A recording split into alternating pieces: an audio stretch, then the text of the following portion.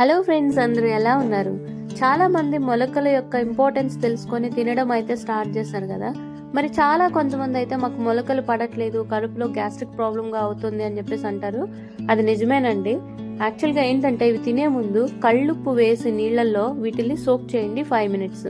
Soak చేసిన తర్వాత చక్కగా వాష్ చేసి మంచినీళ్ళతో అప్పుడు తినండి. మీకు ఎలాంటి ప్రాబ్లమ్స్ రావన్నమాట. ఎందుకు అలాంటి ప్రాబ్లమ్స్ వస్తాయి అంటే, ఇలా మొలకలు వచ్చేటప్పుడు ప్రతి గింజ కూడా అది మొలకెత్తి మొక్కలు చెట్లు అవుతాయి అనుకుంటది కదా. సో దాన్ని అది బ్యాక్టీరియా అండ్ పురుగుల నుంచి ప్రొటెక్ట్ చేసుకోవడానికి సమ్ పాయిజనస్ గ్యాసెస్ రిలీజ్ చేస్తుంది అనమాట.